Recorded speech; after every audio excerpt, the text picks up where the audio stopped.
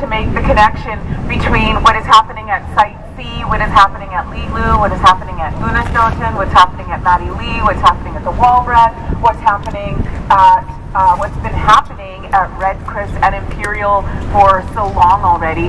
We're here to make that connection between what happens there and what's happening here in our downtown east side, in every downtown east side that exists across Canada.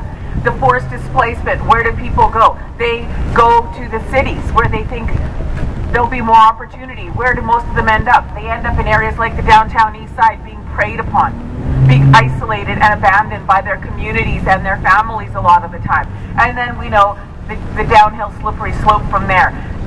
There is a direct correlation between what is happening to the environment, to the climate, and what has been happening to the people all along, especially the most directly affected, the First Nations communities.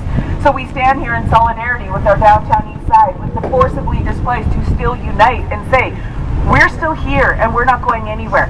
We will continue to stand. We will continue to do what is right and speak our truths for our rights to exist. We deserve safe, clean, affordable homes now. We deserve arable land to grow edible food that isn't toxic. We deserve clean air. We deserve clean water. BC Hydro's role in this is the same as all the other big corporations that have existed going all the way back to HBC and beyond. They have been taking advantage of, bullying and terrorizing the First Nations of this land for over 500 years. And today, we might not have the largest numbers, but I know that we are powerful and that we are taking a stand for ourselves, not a stand of violence, not a stand of aggression, but a stand to reclaim our power, especially the First Nations, especially the First Nations women, to say, this is still our land. There was never any real consultation. There was never any real negotiation. It was bullying and the use of their paramilitary forces to shove upon us even more oppression and denial of what we need just as our simple basic human rights.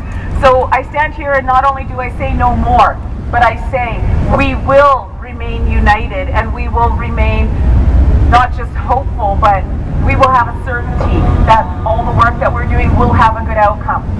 Because if we don't have that hope and we don't have that belief, we're screwed right from the get-go. So I see all these crowds heading for other events, and yeah, it bugs me. Why aren't they standing here with us? But we are awake. They are not.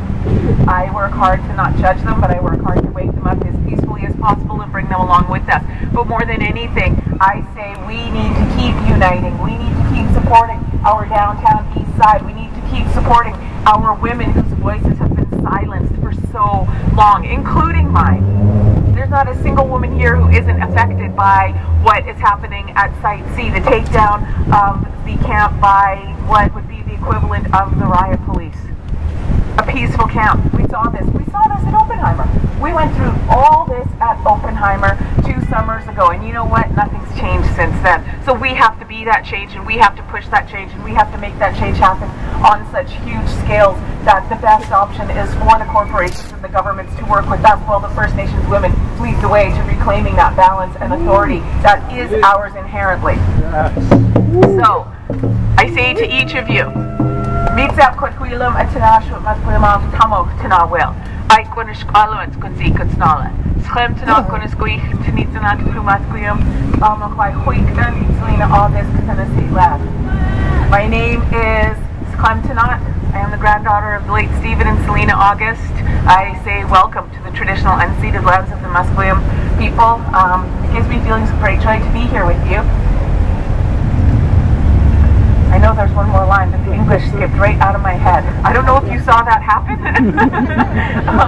But sincerely, to each of you, I say Haitsapka for being here, for caring, for connecting, for acting, for on a, potentially rainy but definitely cold day, for taking your time and energy, for being here and saying, we really are not going anywhere. And every mind and heart that we open is another victory for us to continue continue to push for the positive changes that create better days for all. So I would like to invite you all to sing, and I know you know what song I'm going to say. It's a song of power. It's a song of unity. It's a beautiful song that came to Martina Pierre in a sweat about 30 years ago. She's from the Lilwat Nation, and it's the Women's Warrior song, always to be sung for strength, never to be sung in anger. And believe me, we have a lot to be angry about, but we will do good things with the anger. We will channel that anger into making good things happen, not just for us, but for everybody else. So let's sing the Women's Warrior song and kick this off in a good way.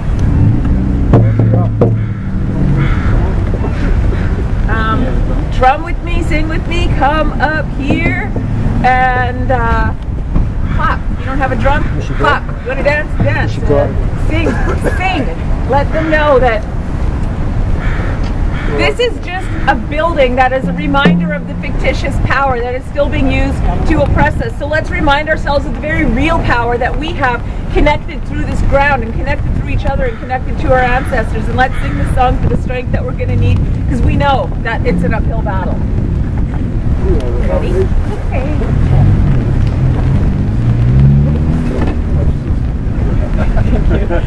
Okay.